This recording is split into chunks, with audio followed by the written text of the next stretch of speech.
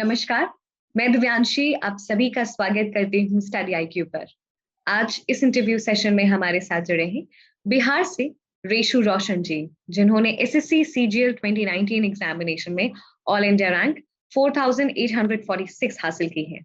चलिए सीधी बात करते हैं रेशु जी से और जानते हैं उनका सफर। नमस्कार रेशु जी और स्वागत है आपका स्टडी आईक्यू पर। ढेर सारी बधाई। नमस्ते मैम, थैंक यू। रेशु जी थोड़ा सा अपने बारे में बताएं कि आप कहाँ से बिलोंग करते हैं और क्या शुरुआती पढ़ाई रही। यस मैम, मैं बिहार स्टेट से मुजफ्फरपुर जिले का रहने वाला हूँ। मेरी शुरुआती शिक्षा बिहार बोर्ड से ही हुई है। क्लास 1 से लेकर 10th तक बिहार बोर्ड से हुई। फिर 11th 12th जो है वो बिहार में ही मुजफ्फरपुर डिस्ट्रिक्ट में कॉलेज है, लंगट सिंह कॉलेज, जिसको एलएस कॉलेज बोलते हैं, वहाँ से हुई। ग्रेजुएशन उगम पांडे कॉलेज मोतिहारी से हुई है। ये मेरी क्वालिफिकेशन है। और मैं एसएससी एग्जामिनेशन की तैयारी 2017 से मैं प्रिपेयर कर रहा था और ग्रेजुएशन मेरी 2019 में हुई। तो ये जो सीजीएल एग्जामिनेशन हुई मेरी फर्स्ट अटेम्प्ट थी, जिसको मैंने फर्स्ट अटेम्प्ट में क्लियर किया। रेशु आपने जैसे मेंशन किया कि पहला अटेम्प्ट है और आई एम श्योर पहला अटेम्प्ट और पहला सक्सेस बहुत स्पेशल होता है।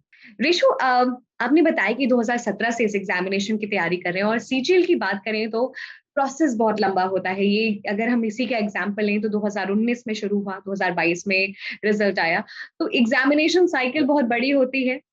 तो what were you doing for all this time? You were preparing for the examination itself? Ma'am, जो भी मेरी पढ़ाई हुई है वो खुद से हुई है। खुद से प्रिपरेशन मैं किया हूँ, अपने होम टाउन में ही रहकर प्रिपरेशन किया हूँ। इसमें सबसे बड़ा रोल जो है वो इंटरनेट का है, यूट्यूब का है, आपके ऑर्गेनाइजेशन का है, स्टडी आईक्यू ऑर्गेनाइजेशन का है, जिन्होंने मुझे हेल्प की अपने अच्छे स्कोर लाने के लिए, इवन दो मेरिट में लाने के लिए। वरना फर्स्ट अटेम्प्ट में दूर इलाके से बिना कोचिंग के पढ़ाई करके थोड़ी मुश्किल हो जाती है। ये थोड़ी चीजें हैं। रेशु आप ऑलरेडी सर्विस में हैं। यस मैम, ये लास्ट ईयर क्योंकि एसएससी सीएचएसएल 2018 से मेरा सिलेक्शन हो गया, तो मुझे ये मार्च में 31 मार्च को मेरी ज्वाइनिंग हुई डिपार्टमेंट ऑफ पोस्ट, उड़ीसा में मैं अभी पोस्टेड हूँ। आपने जैसे बताया कि बिना किसी क्योंकि आप जहाँ पे आते हैं वो काफी दूर दराज का इलाका है, बहुत सारी चीजें एक्सेस नहीं है, कोचिंग एक्सेस नहीं है, बट इंटरनेट की penetration has helped you a lot. तो जो बहुत सारे ऐसे लोग हैं जो गांव में रहते हैं जहाँ पे बहुत ज्यादा कोचिंग का एक्सेस नहीं है, तो वो कैसे तैयारी कर सकते हैं?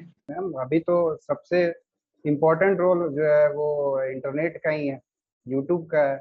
इवन तो बहुत सारे अच्छे अच्छे टीचर जो है वो यूट्यूब पे पढ़ा रहे हैं, अपने चैनल पे पढ़ा रहे हैं, वो सबसे ज़्यादा बेनिफिशियल हो रहा है। और अब बच्चे लोगों का भी ये मानना हो गया है कि दिल्ली में रहकर इतने भीड़ भाड़ वाले जगह पे रहकर अफोर्ड नहीं कर पाते हैं, तो गांव से भी रहकर कर सकते हैं, या इवन जो छोटे शहर से भी रहकर कर सकते हैं। और वैसे ही कर रहे हैं। हम लोग के आसपास नहीं, बहुत लोगों का सिलेक्शन हुआ है, वो ऐसे कर रहे हैं, जिसमें एक एग्जांपल मैं भी हूँ।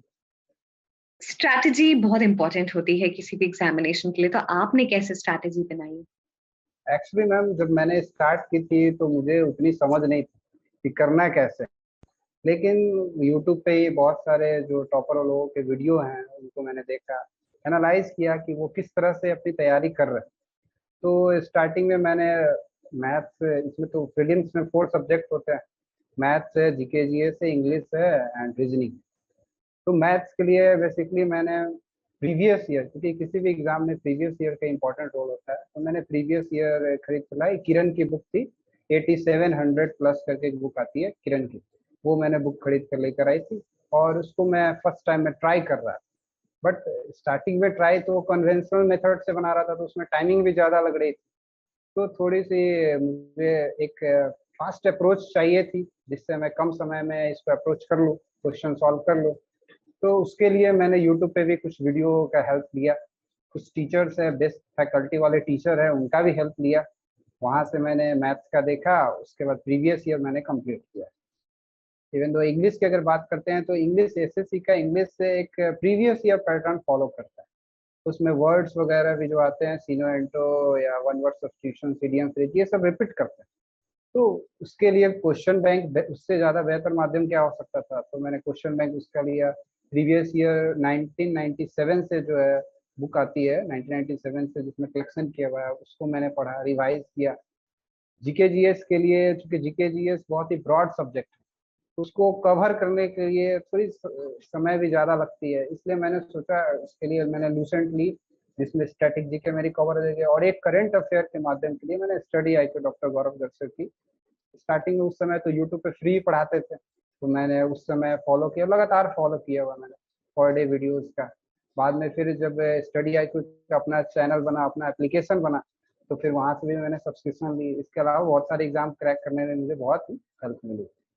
और फिर रीजनिंग रीजनिंग के एसएससी में रीजनिंग उतनी भी टफ नहीं आती है, वो प्रीवियस ईयर करने से हो जाते हैं, ये सारे बच्चे जानते होंगे, समझ भी रहेंगे इस चीज़ को। और लास्टली सबसे बेहतरीन ये है कि ज़्यादा से ज़्यादा मॉक टेस्ट लेना। मैंने मॉक टेस्ट लगातार हर दिन लगाया, रिवाइज किया, अपने गलतियों को देखा, फिर उसको एनालाइज करके सुधारने का प्रयास किया और धीरे धीरे वैसे ही स्कोर गेन किया। यही सिंपल स्ट्रेटजी है मेरी। स्ट्रैटेजी के बारे में आपने एज अ होल ओवरव्यू दे दिया और मेंशन यस किया कि गौरव सर का कोर्स आपने सब्सक्राइब किया था, तो मैं जानना चाहती हूँ किस तरीके से वो मददगार रहा, एग्जामिनेशन में रिफ्लेक्ट किया। एक्चुअली मैम, स्टार्टिंग में जो करंट अफेयर्स थी, वो चूंकि करंट अफेयर अपने आप में बहुत ब्रॉड चीज है, क्या पढ़ना है क्या छोड़ना है वो समझ में नहीं आता था। और दूसरी चीज है कि जो भी चीजें होनी चाहिए वो ऑथेंटिक होनी चाहिए, वरना हर दिन के क्वेश्चन बनने के लिए करंट अफेयर में तो बहुत सारे क्वेश्चन बन सकते हैं, कौन सा इंपॉर्टेंट है वो भी देखना होता है।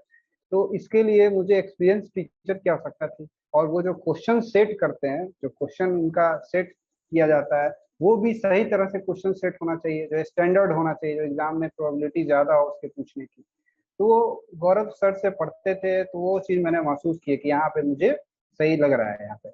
और लगातार मैंने फॉलो भी किया, कुछ मेरे आसपास के जो भी फ्रेंड्स हैं उन लोगों ने भी सजेस्ट किया कि हाँ उनका सही है, तो मैंने पढ़ा तो मुझे भी महसूस हुआ, तो मैंने लगातार, आज भी मैं सब्सक्रिप्शन लिया हूँ, आज भी पढ़ता हूँ, क्योंकि आगे भी फर्दर प्रिपरेशन में मुझे हेल्पफुल, मेरे लिए वो हेल्पफुल है। आपने बताया सब्सक्रिप्शन लिया, मैं समझना चाहूंगी कि इतने सारे फ्री कंटेंट अवेलेबल हैं यूट्यूब पे, तो फिर आपने क्यों सोचा, yes yes why did you decide to pay for Gaurav Garg sirs course? Yes ma'am, actually ma'am starting में जो गौरव गर्ग सर की जो वीडियो थी यूट्यूब पे वो तो फ्री थी, तो मैंने वो लगातार पढ़ रहा था। अब एक हो जाती है ना कि आप जिस टीचर से पढ़ रहे हो उनकी आदत हो जाती है, आप अब दूसरे टीचर से पढ़ोगे तो थोड़ा सा अलग लगता है कि नहीं इनमें वो वाली बात नहीं है। और जहाँ तक मुझे कंटेंट भी सही मिल रहा था, तो उसके लिए मैं 1000 या 1200 या जो भी उस समय फी रहा होगा, मैं वो देना सही समझा, इसलिए मैंने उनका सब्सक्रिप्शन लिया और फिर आगे स्टडी। हमें खुशी है कि हम आपकी सक्सेस स्टोरी का हिस्सा बन सके। I am sure Gaurav sir is also very proud of you कि आपने इस एग्जामिनेशन यस को मैम। क्लियर किया और आप मेरिट में भी आए। Yes ma'am, thank you. Ratio, आपने मेंशन किया था, आपने सभी सेक्शंस का एक ओवरव्यू दे दिया था किस तरीके से तैयार करना है। अब मैं जानना चाहूंगी, यस जब हम टियर 1, टियर 2, टियर 3 की बात करते हैं एसएससी में, यस तो इन तीनों का ही डिमांड एक दूसरे से अलग है, पैटर्न अलग यस है, सेक्शंस अलग हैं। यस तो यस। हर एक सेक्शंस को, हर एक पेपर को, हर एक स्टेज को कैसे मैनेज करना है? ओके मैम, जैसे अगर टीयर 1 पे आते हैं, तो टीयर 1 में तो 4 सेक्शन है, जैसा पहले भी मैंने बताया। तो मैथ्स, बेसिकली मैथ्स में जो कॉन्सेप्ट होते हैं वो एसएससी रिपीट करती है, तो रिपीट अगर करती है तो उसके लिए बेहतर है previous year question. Previous year question paper जहां से जो भी पब्लिकेशन मिलती हो, प्रीवियस ईयर क्वेश्चन पेपर लगाकर और उससे अच्छा प्रैक्टिस कीजिए, रिवीजन करें, वो ज्यादा बेनिफिशियल होता है। तो उसके लिए मैंने बताया कि मैंने किरण पब्लिकेशन की 8700 प्लस वो बुक के आउटलेट पे लिखी हुई होती है, वो मैंने लिया हुआ था, और उसको मैं 2-3 बार जो है वो प्रैक्टिस किया हुआ था। और इवन दो प्रैक्टिस करना है तो किस अप्रोच से करना है उसकी थोड़ी गाइडलाइंस की भी जरूरत थी, तो मैंने एक टीचर से थोड़ी गाइडलाइंस ली, वहाँ से मैंने सीखा कि अच्छा किस तरह से अप्रोच करना है, क्योंकि स्टार्टिंग में मैं अपने ट्रेडिशनल जो सेकेंडरी लेवल पे जो पढ़ते हैं उस मेथड से मैं सॉल्व कर रहा था, तो वहाँ से मैंने अप्रोच अपना बदला कि कम समय में कैसे अटेम्प्ट करें। तो मैथ्स के लिए ज़्यादा नहीं करना पड़ा, वो करना पड़ा। और फिर आते हैं वो इंग्लिश पे, तो इंग्लिश की भी जो प्रीवियस ईयर बुक थी किरण की, वो भी अच्छा कलेक्शन है। तो प्रीवियस ईयर मैंने प्रैक्टिस की, उसमें 900 या 1000 कॉमन एरर रहते हैं, 1100 ये सेंटेंस इम्प्रूवमेंट होती है, बहुत सारे सीनो एंड, तो जितने भी रिपीट किए हैं वो, क्योंकि एसएससी आज भी, इवन दो 2021 का भी मैं एग्जामिनेशन में अपियर हूँ, आज भी जितने क्वेश्चन पूछे सीनो एंड में सब रिपीटेड। तो उससे बेहतर है कि सबसे बढ़िया आप प्रीवियस ईयर करें, उससे बेहतर कुछ नहीं हो सकता है। तो इंग्लिश के लिए previous year is enough, and GK GS पे आते हैं तो जीके जीएस चूंकि बहुत ही ब्रॉड है, आप आप सोच कर जाएं कि नहीं 25 में 25 को सही अटेम्प्ट करना है तो वो बहुत ही ज्यादा मुश्किल है। उसके लिए यही आप मन में रखेंगे ज्यादा से ज्यादा हमको अटेम्प्ट करना है, क्योंकि अगर 25 में 25 टारगेट रखेंगे तो उसके लिए आपको साल भर समय देना पड़ेगा, फिर भी मुश्किल है कि 25 में 25 सही हो ही जाए। तो वो ज्यादा से ज्यादा मैंने लूसेंट लिया और लूसेंट मैंने 2-3 बार रिवाइज किया, और एक करंट अफेयर का सोर्स मैं वही स्टडी IQ डॉक्टर गौरव सर का वो सब्सक्रिप्शन लिया था, तो उसको मैं फॉलो कर रहा था। पर डे वाला जो वीडियोज है वो मैं देखता था, डेली करंट अफेयर उसको प्रिंट करवा कर उस पर मैं लिखता था, एक्स्ट्रा जो वो बताते थे वो लिखता था, और वो जो क्वेश्चन याद कर लेता था। तो उन दोनों का कॉम्बिनेशन किया तो टीयर 1 में मेरे मुझे आई थिंक 21 मैंने अटेम्प्ट किया था, 19 मेरा करेक्ट था, जिसमें 2019 में 8 करंट अफेयर पूछे थे जिसमें मेरे 7 सही थे। तो वो कहीं ना कहीं मुझे जीके जीएस में वो गेन करा है, वो मार्क्स जो है वो मुझे गेन हुआ, बेनिफिट हुआ मुझे स्टडी IQ से। और फिर रीजनिंग है तो रीजनिंग कोई बड़ा डील नहीं है SSC का, वो जो प्रैक्टिस करते हैं वो भी समझते हैं कि 5-6 सेट लगाएंगे तो फिर 25 में जो है 23-24 ऐसे अटेम्प्ट होने लगता है। तो रीजनिंग के लिए तो ज्यादा कुछ करना नहीं। ये तो टीयर 1 का है। अब मेन जो है वो गेम होता है टीयर 2, गेम चेंजर टीयर 2 है, क्योंकि उसमें 200 क्वेश्चन होते हैं इंग्लिश में, जिसमें मार्क्स 200 होता है, और फिर एक मैथ्स का पेपर होता है जिसमें 100 क्वेश्चन होते हैं 200 मार्क्स के। वहां पे क्वेश्चन का लेवल बढ़ जाता है, लेवल थोड़ा टफ होने लगता है। इंग्लिश में भी, इवन तो इंग्लिश में भी पैसेज बड़े बड़े पैसेज आएंगे, तो वो प्रैक्टिस डिमांड करता है कि प्रैक्टिस आप जितना ज्यादा प्रैक्टिस किए होंगे वैसा होगा, और जो भी पढ़े हुए हैं वो कितना प्रिसाइजली आप पढ़े हुए हैं उस पर डिपेंड करता है, क्योंकि जितना कॉन्सेप्ट है वो कॉन्सेप्ट का क्वेश्चन मिलेगा मेंस में। 200 क्वेश्चन कम नहीं होते हैं, 200 क्वेश्चन मतलब 200 तरह के कॉन्सेप्ट हो गए। तो वहां से वो इंग्लिश का है तो मैंने प्रीवियस ईयर लगाया, और मॉक लगातार लगाता था, हर दिन मॉक एक लगाता ही था इंग्लिश का। तो उसी से धीरे धीरे स्कोर हुआ। नो डाउट स्टार्टिंग में तो स्कोर कम ही जाता था, लेकिन जब प्रैक्टिस करते गया, करते अपने अपने में सुधार लाते गया कि कहाँ प्रॉब्लम हो रहा है, उसको सुधार उसमें सुधार किया, तब जो है वो इंग्लिश में भी स्कोर धीरे धीरे बढ़ने लगा। मैथमेटिक्स में आता है तो मैथमेटिक्स में भी लेवल बढ़ जाता है। तो उसके लिए मैंने गाइडलाइंस ली हुई थी, अभिनय मैथ चल रहा है, अभिनय सर से मैंने गाइडलाइंस ली हुई थी। तो उनका भी यूट्यूब पे free of cost he content है, तो मैंने उससे किया हुआ था, वो मेरे लिए बेनिफिशियल रहा। और मैंने प्रैक्टिस की, मॉक टेस्ट लगाया, तो मैथ्स में भी सुधार आया। टीयर 3 बेसिकली, टीयर 3 डिस्क्रिप्टिव है, उसमें आप श्योर शॉर्ट नहीं कर सकते कि मेरा मार्क्स जो है वो हम लिख कर आए हैं तो 100 मार्क्स का होता है वो, तो 100 में आप 90 ला दीजिए, 80 ला दीजिए, ये श्योर शॉर्ट नहीं हो सकता है। ये वो चेक करने वाले पे डिपेंड करता है। आप बढ़िया भी लिखिएगा तो 100 में हो सकता है 50 मिल जाए, हो सकता है आप पिछले बार से थोड़ा डाउन भी लिखे हो फिर भी आपको 100 में 70 मिल जाए, ऐसा हो जाता है। लेकिन फिर भी खुद से ट्राई करते हैं, टॉपिक जो भी होते हैं, करंट का जो टॉपिक चल रहा है उस टॉपिक के बारे में आसपास में जो भी गूगल से फैक्ट वगैरह निकालते हैं कि हाँ इसका क्या फैक्ट है, और उसको मिक्स करके अपना जो लिखने का स्किल है उसको यूज करके लिखते हैं। तो वो ऐसे ही है, उसमें अगर 60-65 आएगा तो अच्छे मार्क्स माने जाते हैं टीयर टीयर 3 में। और टीयर 4 CPT होता है, उसमें कंप्यूटर प्रोफिशिएंसी टेस्ट वो डिमांड करते हैं, कुछ एक्सेल पे काम करना आना चाहिए, उसका सीट देते हैं, वो बनाने के लिए देते हैं। पावर पॉइंट पे एक स्लाइड बनाकर बताने के लिए कहते हैं, तो वो बनाना होता है। तो वो कोई बड़ा डील नहीं है, वो नॉर्मल 5 से 7 दिन में करने पे हो जाता है, तो वैसे ही है। रेशु, आपने बहुत ही डिटेल में आपने समझा दिया कि किस तरीके से प्रिपरेशन करनी है। जब कुछ भी क्वेश्चन टीयर 3 में आता है तो क्या कैसे आउटलाइन बनाना है, कैसे क्वेश्चन को अटेम्प्ट करना है? एक्चुअली टीयर 3 में टॉपिक जो आता है, सबसे पहले मेरे मन में यही चलता था कि वो टॉपिक क्या है। ऊपर में मैं उसको 3 स्टैंडर्ड में लिखता था कि जो भी टॉपिक दिया हुआ है, जैसे मान लीजिए पॉल्यूशन आता है तो पहले पॉल्यूशन क्या है उसके बारे में मैं स्टार्टिंग में डील करता था, ब्रीफ आइडिया देता था कि पॉल्यूशन होता क्या है, कितने प्रकार के होते हैं, वो मैं बताता था। उसके बाद मेन कंटेंट जो सेकेंड बॉडी में लिखता था कि पॉल्यूशन कैसे कैसे होता है, इसके क्या इम्पैक्ट है, क्यों हो रहा है, ये सब वजह लिखना होता था। मतलब एज एग्जाम्पल मैं बता रहा हूँ। तो मेन बॉडी मैं वो सेकेंड स्टेंजा में लिखा था, जो सबसे बड़ा बॉडी होता था वो स्टेंजा सबसे बड़ा होता था। और थर्ड स्टेंजा में मैं ये लिखता था कि जैसे गवर्नमेंट ऑफ इंडिया क्या काम कर रही है कम करने के लिए, पॉल्यूशन कम करने के लिए, यानी ह्यूमन वेलफेयर में वो क्या अपना योगदान दे रही है, उसको अटैच करता था, और लास्ट में ये भी लिखता था कि हम लोग क्या कर सकते हैं जिससे पॉल्यूशन कम हो। यानी ह्यूमन बॉडी जो आम जन है वो क्या कर सकते हैं जिससे पॉल्यूशन कम हो। इस तरह का जो भी टॉपिक होता था, इस तरह से मैं सोचता था। और मैंने पहले रफ में ये चीजों को की पॉइंट बोलते जिसको, कि रफ में की पॉइंट लिख देता था 5-6, ताकि जब डील करूँ तो उस की पॉइंट को देखकर और उसको मैं डील करूँ। क्योंकि इसमें वो वर्ड्स लिमिट भी होते हैं, तो वर्ड्स लिमिट का भी ख्याल रखना होता है, तो उन सभी चीजों को देखकर लिख देते हैं। रेशु, आपने बताया कि कैसे थॉट प्रोसेस होना चाहिए जब भी कोई टॉपिक टियर 3 में आता है। मॉक टेस्ट का एक बहुत यस, इंपॉर्टेंट रोल आपने मेंशन किया था और उसी पे मैं बात करना चाहूंगी। अगर हम यस, एसएससी की बात करें तो जो टाइमलाइन है एग्जामिनेशन का वो काफी लंबा है, 3-4 साल प्रोसेस में लग यस, जाता है। तो फिर यस। किस तरीके से मॉक टेस्ट अटेम्प्ट करना है? एक टियर होने के बाद फिर आप दूसरे टियर की मॉक टेस्ट करेंगे, साइमल्टेनियसली आप एग्जामिनेशन की तैयारी के समय ही करेंगे, किस तरीके से होगा वो? मैम एक्चुअली जैसे एसएससी में अगर टीयर 1 का एग्जामिनेशन होता है तो उसके बाद 4 मंथ कम से कम मिल ही जाते हैं टीयर 2 के लिए। वो एनफ समय होता है। प्रिपरेशन अगर करनी है तो टीयर 1 टीयर 2 साथ में करनी है। मॉक टेस्ट लगानी है तो जब तक टीयर 1 का एग्जाम ना हो जाए तब तक टीयर 1 का या मॉक लगाते हैं।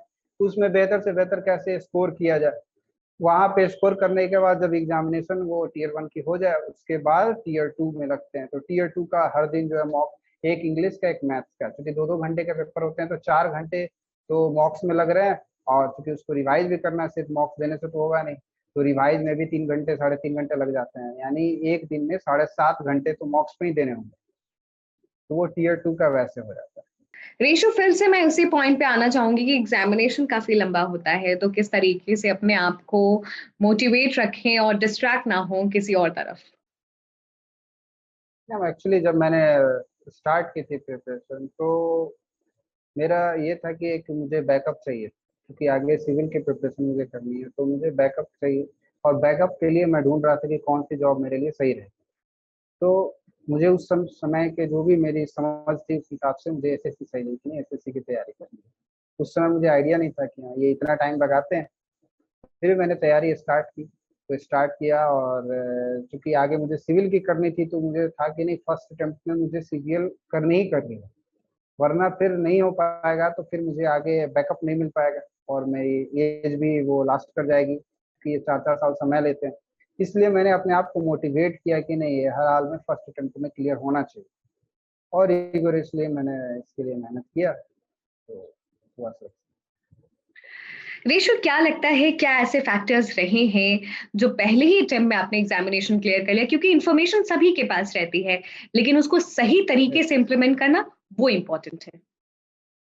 नहीं, वो चीज़ है कि अपने आप में मोटिवेट रखना पड़ेगा, और लगातार इसी तो रिवीजन का डिमांड करता है। रिवीजन करते रहने से ही सब कुछ है। रिवीजन, मॉक लगाइए, प्रैक्टिस, रिवीजन, बस इसी में दिन रात चलता था, प्रैक्टिस करना, रिवीजन करना, इसी से ही स्कोर गेन होता है। मुझे यही लगता है, क्योंकि मेरी इतनी जो भी एक्सपीरियंस हुई है उससे मुझे यही समझ में आता है कि प्रैक्टिस करते रहना, रिवीजन करते रहना, मॉक लगाते रहना, इसी से जो है स्कोर गेन होता है।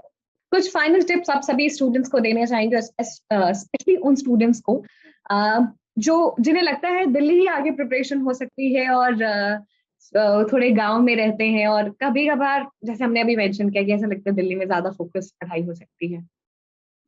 Yes, ma'am। नहीं, एक्चुअली चूंकि मैंने किया है तो मैं सबको बोल सकता हूँ, कोई बड़ी डील नहीं है। ये मन में नहीं रखें कि दिल्ली आकर ही तैयारी की जा सकती है, ऐसा कुछ नहीं है। आज कंटेंट आपके घर पे अवेलेबल है, स्मार्टफोन सबके पास है, लैपटॉप भी सस्ती मिलती है, वो सबके पास है। वो आप लेकर सब्सक्रिप्शन ले लीजिए, अगर नहीं समझ में आती है, या फिर खुद से ट्राई कीजिए। अगर टीचर से होते हैं कि अगर एक्सपर्ट हैं, टीचर है, तो कम समय में एक आपको रास्ता दिखला देते हैं, वरना करने के लिए तो खुद से भी किया जा सकता है, नो डाउट। तो अगर अवेलेबल है आपके घर पे रहकर, आप रूटीन वे में अगर काम कर सकते हैं तो वो सही रहेगा। ऐसा नहीं है कि आप मन में सोचे कि नहीं दिल्ली आकर नहीं करते वरना नहीं हो पाता, ऐसा कुछ नहीं। तो वही है, आप ऑनलाइन का सहारा लीजिए, बस यही है, थोड़ा टाइम का जो है वो वेस्ट कम करें, क्योंकि बहुत सारे ऑनलाइन में भी डेविएशन बहुत ज़्यादा है, तो उस चीज़ का ध्यान रखना पड़ेगा। Thank you so much Reshu ji for joining us in this interview session. बहुत सारी चीजें हमने आपकी जर्नी से जानी और मुझे लगता है बहुत सारे लोग तो समझ रहे हैं, देख रहे हैं, बहुत सारी इंफॉर्मेशन इंसाइट्स मिले होंगे, और स्पेसिफिकली बहुत सारे स्टूडेंट्स जिन्हें लगता है दिल्ली में ही प्रिपरेशन हो सकती है। आप जहाँ पर भी हैं, आप अपने गांव में भी हैं, वहां पे भी प्रिपरेशन हो सकती है। बस आपको मेहनत करनी है, फोकस रखना है, और जो भी गोल है उसके लिए दृढ़ निश्चय रखना है। धन्यवाद रेशु जी, पूरी टीम की तरफ से आपको ढेर सारी शुभकामनाएं।